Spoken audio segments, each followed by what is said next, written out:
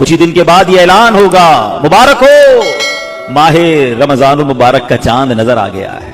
क्या आप जानते हैं रमजान मुबारक कितना अजीम महीना है? जी हाँ, वो महीना तशरीफ ला रहा है जिसे हदीस पाक में सैयदुश्शहूर यानी तमाम महीनों का सरदार कहा गया। वो मुबारक महीना आ रहा है कि उसकी पहली रात से आसमानों के दरवाजे खोल दिए जाएंगे, फिर आखिरी रात तक, लास्ट नाइट तक वो दरवाजे बंद नहीं होंगे। जो इस महीने में एक सजदा करे उसे 1500 नेकियां लिखी जाती हैं और जन्नत में सुर्ख याकूत का घर बनाया जाता है। अल्लाह अकबर, समझ आ रही है बात? एक सजदे पर 1500 नेकियां और एक ही सजदे पर सुर्ख याकूत का जन्नत में घर। अब सोचें जो नफल पढ़ते हैं, जो पूरी तरावी पढ़ते हैं, हर सजदे पर क्या कुछ हासिल कर रहे हैं। उन्हें सोचना चाहिए जो तरावी में सुस्ती कर जाते हैं, नवाफिल में सुस्ती करते हैं। दिल पर चोट करने के लिए एक जुमला कह देता हूं, बाकी फिर आगे चलते हैं, कि अगर यह कह दिया जाए कि माहे रमजान में जो जितने सजदे करेगा उससे उतने 1000 रुपए मिलेंगे, फिर बताएं कितने सजदे करेंगे? अच्छा जनाब, जो माहे रमजान में पूरी तरावी पड़ेगा उसे जनाब कोरंगी की एक बड़ी सोसाइटी में एक प्लॉट दिया जाएगा, 20 रकात पूरी पढ़े, बंदा के 20 के बाद कहेंगे कुछ और भी पढ़ लेता हूं, एक पूरा प्लॉट मिल जाएगा हर सजदे पर। कराची में नहीं, पाकिस्तान के पोश एरिया में नहीं, जन्नत में सुर्ख याकूत का घर दिया जा रहा है। तो कितने सजदे करने चाहिए रमजान में? वारे न्यारे हो गए ना, इतना आसान, सुभान अल्लाह। और सुनो, वो महीना आ रहा है कि जो माहे रमजान का पहला रोजा रखता है इसके पिछले गुनाह मुआफ कर दिए जाते हैं। सुबह से शाम तक 70,000 फरिश्ते उसके लिए दुआए मगफिरत करते हैं। आज दुनिया में पता है हम किसी बड़े बुजुर्ग शख्सियत को ढूंढ रहे होते हैं, किसी आलिम दीन से प्यार होता है, किसी पीर साहब से मोहब्बत होती है, बंदा कहता है जाके यार इनसे दुआ करवा लूं, मेरा काम हो जाएगा। अल्लाह के फरिश्ते, और वो भी कितने, 70,000 सुबह से शाम तक रोजादार के लिए दुआएं कर रहे हैं। सुभान अल्लाह, जिसमें नफल का सवाब फर्ज के बराबर, फर्ज का सवाब 70 गुना बढ़ा दिया जाएगा। रमजान मुबारक की जब पहली रात आती है, अल्लाह पाक इस उम्मत की तरफ नजर रहमत फरमाता है, और जिस पर अल्लाह नजर रहमत फरमाए उसे कभी अजाब ना देगा। इससे क्या पता चल रहा है? 2-3 बातें आ गई हैं कि पहली रात बड़ी इंपॉर्टेंट है। आखिरी रात तो है ही इंपॉर्टेंट, वो बाद में बताऊंगा, मगर चूंकि अभी पहली रात आने वाली है ना, first night of Ramzan is very important. आपने सुना उस रात हमें ये 2 रकअतें पढ़नी है, फिर फरमाया इस रात अल्लाह जिस पर नजर रहमत फरमाएगा उस पर कभी अजाब नहीं होगा। और फिर क्या फरमाया कि पहली रात आसमानों के दरवाजे खोल दिए जाते हैं। सुभान अल्लाह, तो ये खास रात है। फरमाया इस मुबारक महीने में बख्शिश के परवाने बांटे जाएंगे। कौन सा वक्त बड़ा सेंसिटिव है? ये इफ्तार का वक्त है ना, ये बड़ा सेंसिटिव है, बड़ा खस्सास, बड़ा खूबसूरत वक्त है। हदीस पाक में आता है जिसका मजमून है हर रोज इफ्तार के वक्त 10 लाख गुनाहगारों की बख्शिश की जाएगी। और इस मुबारक महीने में जब जुमे आएगा ना, रमजान में जितने जुमे होंगे, फरमाया तब तो वारे न्यारे हो जाएंगे जुमेरात की मगरिब से लेकर गुरूब आफ्ताब से जुमे के गुरूब आफ्ताब तक। ये जो 24 आवर्स हैं, ये जो दिन रात है, फरमाया हर घड़ी में 10-10 लाख गुनाहगार जहन्नम से आजाद कर दिए जाते हैं। और वो भी कौन से? जिन पर जहन्नम वाजिब हो चुकी थी, गुनाहों की वजह से जिन पर जहन्नम वाजिब हो गई, वो गुनाहगार बख्शे जाएंगे।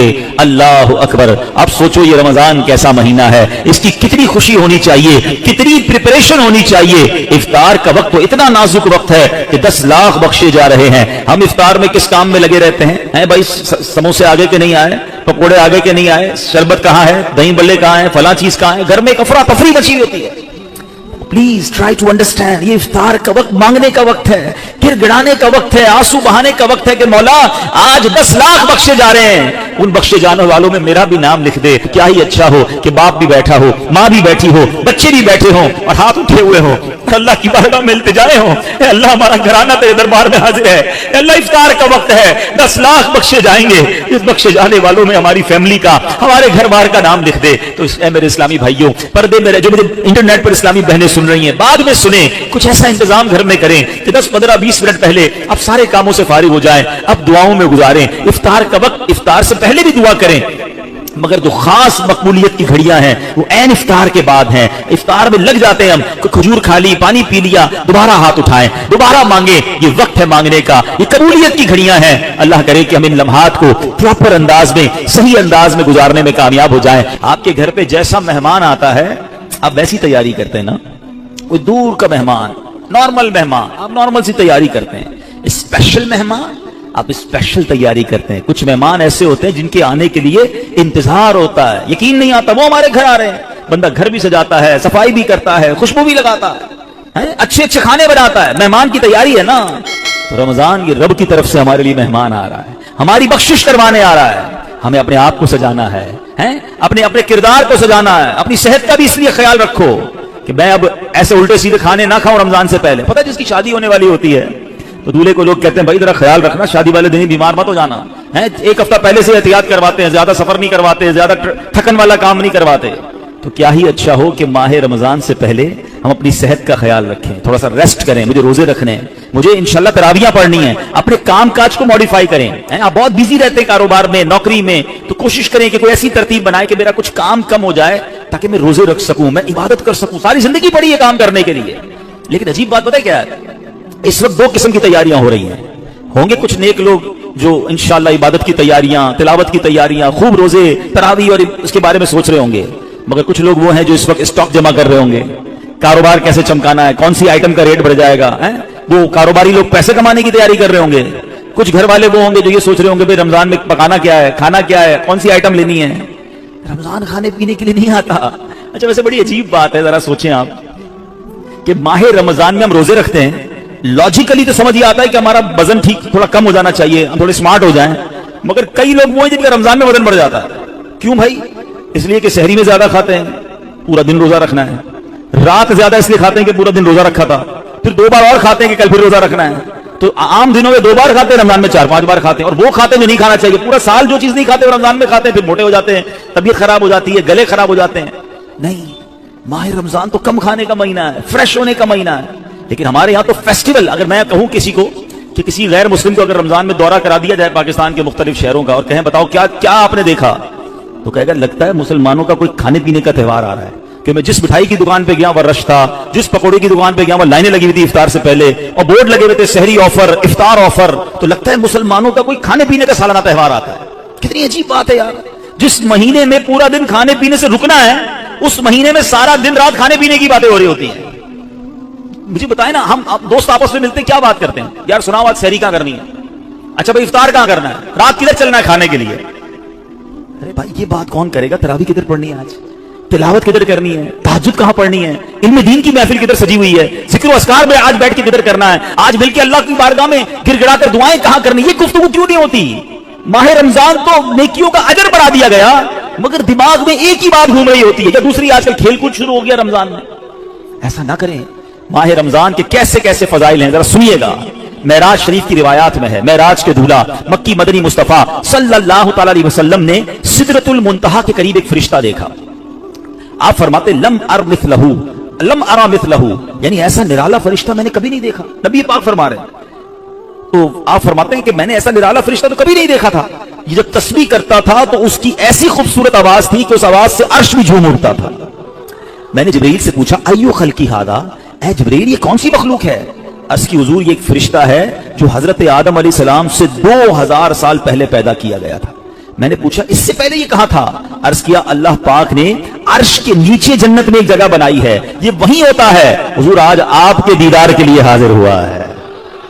کیا شان ہے میرے آقا کی, ہر کوئی فدا ہے بن دیکھے, دیدار کا عالم کیا ہوگا. ارے فرشتہ بھی میرے آقا کے دیدار کا تمنائی ہے. جبریل امین کہتے ہیں حضور آج آپ کے دیدار کے لیے حاضر ہوا ہے. مکی مدنی سلطان صلی اللہ تعالی علیہ وسلم فرماتے ہیں کہ اب نبی پاک علیہ الصلوۃ والسلام نے اس فرشتے سے ایک بڑا کمال کا سوال کیا. ذرا سنیے گا, آپ کا ایمان تازہ ہو جائے گا. پیارے آقا علیہ الصلوۃ والسلام نے اس فرشتے کو سلام کیا تو وہ تسبیح میں مصروف تھا, اللہ پاک کی تسبیح میں مصروف تھا, اسے سلام سنائی نہ دیا. اب جبریل امین نے اسے کہا ھذا محمد صلی اللہ علیہ وسلم, یہ محبوب خدا جناب رسول اللہ صلی اللہ علیہ وسلم ہے. جب اس نے سنا تو خوشی سے اپنے 2 سبز پر پھیلائے. یہ اتنے بڑے پر تھے جنہوں نے آسمانوں اور زمین کو گھیر لیا. اب اس نے مجھے نبی پاک فرماتے مجھ سے گلے ملنے کی سعادت حاصل کی, ادب سے بوسہ بھی دیا. پھر عرض کی یا رسول اللہ صلی اللہ علیہ وسلم آپ کے لیے گڈ نیوز ہے, آپ کے لیے خوشخبری ہے کہ اللہ پاک نے آپ ماہ رمضان کے صدقے آپ کی امت کی بخشش فرما دی. اس فرشتے نے نبی پاک کو خوشخبری عرض کی کہ حضور آپ کی امت کو اللہ نے ماہ رمضان کے صدقے بخش دیا ہے. سبحان اللہ. نبی ہاشمی صلی اللہ علیہ وسلم مزید فرماتے ہیں اس فرشتے کے سامنے 2 صندوق رکھے ہوئے تھے جن پر ہزاروں تالے لگائے ہوئے تھے. میں نے پوچھا ان صندوقوں میں کیا ہے. اس فرشتے نے عرض کی ان صندوقوں میں آپ کی امت کے روزہ داروں کے لیے جہنم سے آزادی کے پروانے ہیں. ہائے ہائے، ہماری آمد، ہماری مغفرت کا انتظام پہلے ہی رب نے فرما دیا ہے۔ کاش ہم ماہ رمضان کے قدردار بن جائیں۔ اے گناہگاروں، تمہاری سمجھ لو بات بن آئی ہے، عاصیوں کی مغفرت کا لے کر آیا ہے پیام۔ جھوم جاؤ مجرموں، رمضان ماہ غفران ہے۔ بھائیوں بہنوں، کرو سب نیکیوں پر نیکیاں، پڑ گئے دوزخ پہ تالے، قید میں شیطان ہے۔ اللہ اکبر۔ تو اے میرے پیارے اسلامی بھائیوں، یہ اس قدر مبارک مہینہ ہے کہ اللہ کریم اس مہینے میں رحمتوں اور برکتوں کے دروازے کھول دیتا ہے۔ اس مہینے میں مغفرتوں کے انتظام ہو گئے ہیں۔ اللہ کرے کہ ہم ماہ رمضان کی قدر کرنے والے بن جائیں۔ رب عز و جل قرآن مجید میں اس ماہ مبارک کے بارے میں فرماتا ہے۔ ماہ رمضان کی آپ اہمیت کا اندازہ اس بات سے بھی لگائیں کہ پورے قرآن میں صرف ایک ہی مہینے کا ذکر ہے، اور وہ مہینہ کون سا ہے؟ وہ مہینہ ماہ رمضان ہے۔ اللہ قرآن میں فرماتا ہے، بسم اللہ الرحمن الرحیم، شہر رمضان الذی انزل فیہ القرآن ھدی للناس وبینات من الھدی والفرقان فمن شہد منکم الشہر فلیصم۔ ترجمہ کنز العرفان۔ رمضان کا مہینہ ہے جس میں قرآن نازل کیا گیا، جو لوگوں کے لیے ہدایت اور رہنمائی ہے اور فیصلے کی روشن باتوں پر مشتمل ہے۔ تو تم میں جو کوئی یہ مہینہ پائے تو ضرور اس کے روزے رکھے۔ سبحان اللہ۔ اے میرے پیارے اسلامی بھائیوں، رمضان کا مہینہ کیا خوبصورت فرمایا کہ جو اس مہینے کو پائے وہ روزے رکھے۔ پیارے اسلامی بھائیوں، رمضان المبارک کی شان کیسی ہے؟ یہ مہینے جس کو بھی رمضان ملتا ہے نا، اس کو گویا لاٹری لگتی ہے۔ میں آپ کو واقعہ سناتا ہوں، بہت امیزنگ واقعہ۔ پیارے آقا علیہ الصلوۃ والسلام کی بارگاہ میں حضرت بہت اچھے بڑے صحابی ہیں، بلند مرتبہ صحابی ہیں، حضرت طلحہ بن عبید اللہ رضی اللہ تعالیٰ فرماتے ہیں کہ ایک مرتبہ دو شخص نبی پاک کی بارگاہ میں ایک ساتھ آئے، دونوں نے کلمہ پڑھا، صحابی ہونے کا درجہ حاصل کر لیا، بڑے نیک اور پرہیزگار تھے، اور ان میں سے ایک عبادت اور ریاضت میں بہت زیادہ محنت کرتے تھے۔ جو زیادہ عبادت گزار تھے، یہ ایک مرتبہ ایک غزوے میں شریک ہوئے اور شہید ہو گئے، جہاد میں گئے اور شہید ہو گئے، اور ایک سال بعد دوسرے جو صحابی تھے ان کا بھی انتقال ہو گیا۔ ٹھیک ہے، حضرت طلحہ فرماتے ہیں ان دونوں کے دنیا سے جانے کے بعد ایک رات میں نے خواب میں دیکھتا ہوں کہ میں جنت کے دروازے پر کھڑا ہوں، یہ دونوں صحابی رسول اللہ موجود ہیں۔ اتنے میں جنت کے اندر سے کوئی باہر آیا، وہ صحابی جن کا انتقال ایک سال بعد ہوا تھا انہیں لے کر جنت میں چلا گیا۔ تھوڑی دیر کے بعد دوبارہ وہ فرشتہ آیا اور جو صحابی ایک سال پہلے شہید ہوئے تھے ان کو بعد میں جنت میں لے کر گیا۔ اب بات سمجھ آ رہی ہے؟ جو شہید ہوئے، زیادہ عبادت کرتے تھے، وہ بعد میں جنت میں گئے، اور جو ایک سال بعد جن کا انتقال ہوا، جو اتنی عبادت نہیں کرتے تھے مگر وہ جنت میں پہلے چلے گئے۔ اچھا کمال دیکھو صحابہ کرام علیہ رضوان کا، کہ جو بھی خواب دیکھتے تھے، جو بھی ذہنوں میں سوال ہوتا تھا، ڈائریکٹلی نبی پاک علیہ السلام کی بارگاہ میں آ جاتے۔ ان کے پاس کیسی نعمت موجود تھی کہ اس کا مسئلے کا حل تو نبی پاک نے کرنا ہے۔ کہ حضور یہ کیا ماجرا ہے؟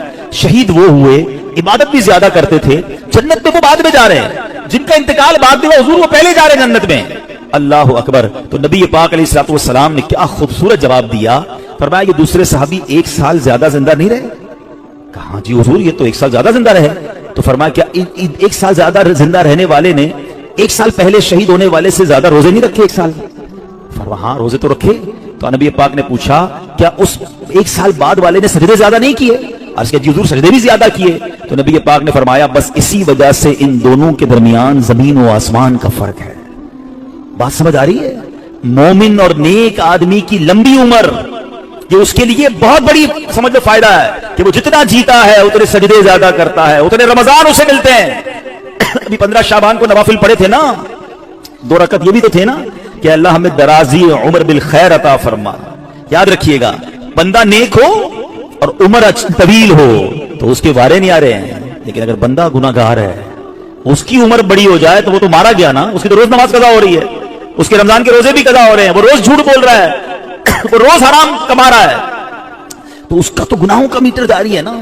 یہ لوگ بڑی عمر کی جو دعا کرتے ہیں نا، بڑی اچھی نعمت ہے یہ، لیکن اللہ سے ہمیشہ یہ دعا کریں کہ مولا نیکیوں والی طویل عمر عطا فرما، عافیت والی طویل عمر عطا فرما۔ تو پتہ چلا کہ پھر رمضان آ رہا ہے میری بخشش کروانے، تو پتہ چلا کہ ماہ رمضان یہ ہمارے لیے بہت بڑا احسان ہے۔ اللہ خیر سے رمضان عطا کر دے، اس کو ضائع نہ ہونے دینا، اس کو خوب نیکیوں میں گزارنا۔ پچھلے گناہوں کی معافی کا ایک اور چانس دیا جا رہا ہے، مغفرت کا گویا ایک اور موقع آنے والا ہے۔ اللہ کرے کہ ہم اس کی قدر کرنے میں کامیاب ہو جائیں۔ نبی پاک کیا کرتے، میرے آقا جب چاند نظر آتا نا سبحان اللہ، تو پیارے آقا علیہ السلام قبلے کی طرف رک کر کے یوں دعا مانگتے۔ ذرا دعا دیکھیے گا کون سی ہے۔ آقا کی دعا کیا ہوتی؟ اللہم اہل لہ